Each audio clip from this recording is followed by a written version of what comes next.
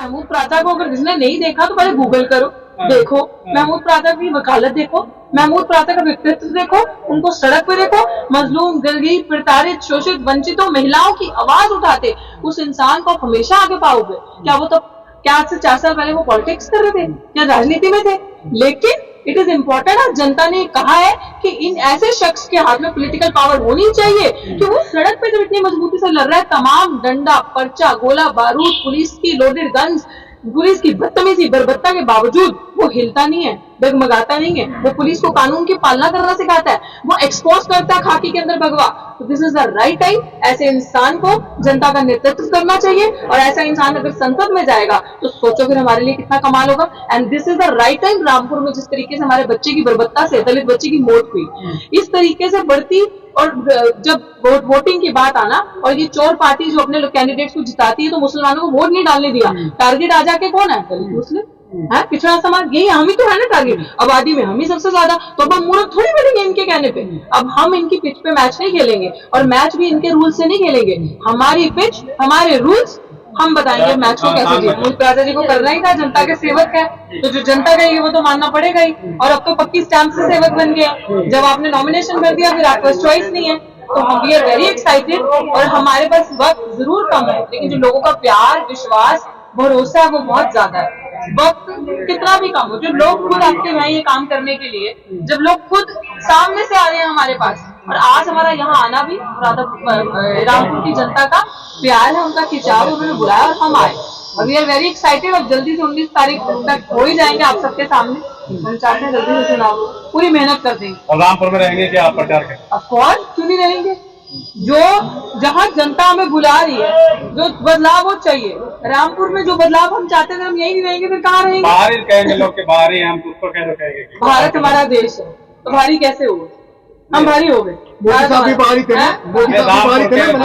रामपुर के आपको आप कैसे कह सकते हो? रामपुर जिन्होंने नाम, आपने देखा कि जितना परिवार हमारा था, अभी जो नॉमिनेशन हुआ, जिन लोगों ने साइन किया, सिग्नेचर्स किए, सब हमारे अपने हैं। भारत का संविधान और दिल्ली खासकर एक ऐसी जगह है कि जहाँ पे आप रहते हो तो तमाम जगहों के लोग वहाँ आते हैं। ऐसे तो मुझे आप दिल्ली में भी बाहरी कहोगे, आधे मेरा आधा परिवार जम्मू से, आधा पंजाब से, तो मुझे आप कहोगे भैया दिल्ली में क्या कर रही हो?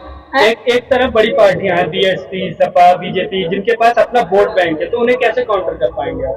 तो vote bank, I understand, vote bank से ज्यादा उनके पास ईवीएम है, दूसरा उनके पास बेईमानी है, तीसरा उनके पास पैसा है। हमारे पास सच है, हम अपने सच का प्रचार करेंगे, हमारे पास जनता है, हमारे पास हक है, आवाज है, हम बोल्ड हैं, हमें पता है कि किस तरीके से इनसे काम करवाना है। और ये बेईमान लोग हैं, इनका धरातल पे अगर आप देखो तो इतना बोल वाला नहीं है, इनके पास ये है। तो जब जनता साथ होती है तो राजा रानी के पेट से वाला कॉन्सेप्ट गया।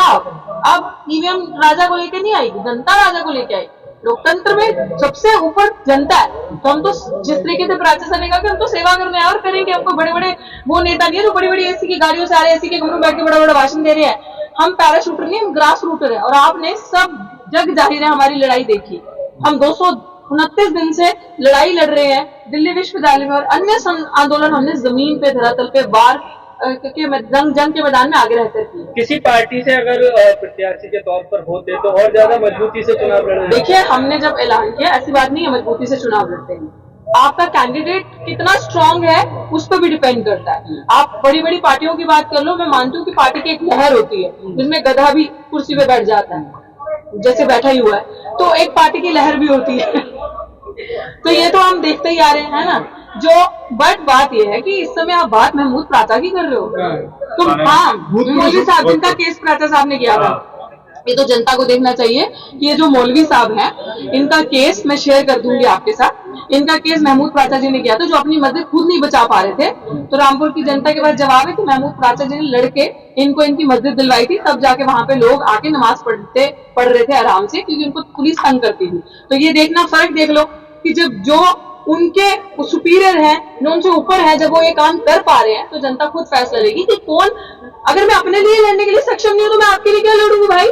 पहले तो मैं अपने लिए सक्षम हूं, तो यही चीज जनता फैसला करेगी। नंबर सेकेंड, कि अब रामपुर में जो जिस तरीके से ये चीजें हुई, क्योंकि हमने नॉमिनेशन पहले भरा, हमें नहीं पता था ये लोग क्या कर रहे हैं। अफवाहें ये भी कह रही थी कि कोई कैंडिडेट ही नहीं दे रही है, खत्म कर रहे हैं ये वो, फिर आजम खान जी का लेटर आ गया, फिर ये सारी चीजें जो बीच में होता गया।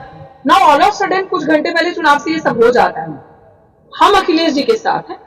वी टू बिलीव कि अच्छे इंसान है, अच्छा काम कर रहे हैं, बड़े नेता हैं। बैठ के बात करनी चाहिए, सभी कैंडिडेट्स को बिठाना चाहिए, उनको ये देखना चाहिए कि जनता में किसका वजूद सबसे ज्यादा है, कौन जनता के लिए काम करेगा, कौन टिकट जीत सकता है। टिकट जीतना ये मतलब नहीं कि अपने घर की राजनीति करना, जनता के लिए कौन काम कर सकता है और जनता जिस पे विश्वास करके वोट दे, वोट वेस्ट ना हो।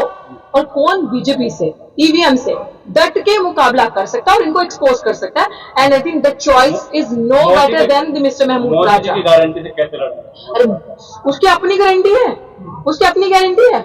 आप उनकी गारंटी की बात कर रहे हो। बची बेटियां, कितने रेप हुए, पढ़ रही है बेटियां, भुखमरी की कगार पे हम लोग हैं।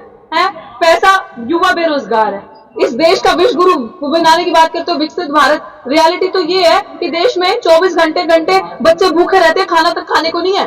ये बड़ी बड़ी बात करेंगे भैया। ये देखो, इनके चेहरे देख लो, धूप मिट्टी में क्या हो रखे हमारे चेहरे। मोदी जी के चेहरे एकदम चमकते। 400 पार का नारा दे। हाँ, 400 पार का नारा इसलिए दे रहे हैं क्योंकि उनको पता है कि ईवीएम सेट कर लूंगा, इनको लेफ्ट राइट लगा दूंगा, आधे लोग भाग जाओ अरविंद केजरीवाल की अरेस्ट के पीछे, वहां पे अटेंशन लग दो, आधे एमएलए एमपी खींच लो, फिर मैं बोलूंगा कि जी ईवीएम मैनिपुलेट कर लेता हूँ, तब तक पीछे से और 400। बिल्कुल बिल्कुल बिल्कुल, ये पहले अपना विकास कर ले। और मुझे लग रहा है इनको कोई दूर पहाड़ पे कुछ देखना चाहिए, पीसफुल स्पेस, और जाके उसमें ध्यान में बैठना चाहिए, मेडिटेशन करना चाहिए, तभी बर्बाद होने से भारत बचेगा। वरना ये बंदा तो भारत को बिल्कुल जो क्योंकि ये लोग तो तोड़ना ही चाहते हैं ना, भारत के अगेंस्ट खत्म करना चाहते हैं। और जब तक ये लोग रहेंगे, ना बेटी सुरक्षित रहेगी, ना बहन, ना बच्चे, ना युवा, और भुखमरी तो आपको पता ही है कि पेट में रोटी भी नहीं लगेगी। 4 जातियां, बस महिलाएं हैं, मजदूर है, गरीब, 3 जाति तो बताते फिर हैं। मोदी जी कैसे बताते हैं मैं ओबीसी हूँ? है जब जाति नहीं, सारी राजनीति मोदी जी की धर्म और जाति के नाम पे है, और हमें बता रहे हो जाति नहीं है। ये तो मीडिया का प्रोपेगेंडा है कि जो मीडिया ने मोदी को भगवान बना दिया, जो भगवान से भी ऊपर, राम जी से भी ऊपर मोदी को बता दिया, पर भगवान से भी ऊपर मोदी हो सकता है?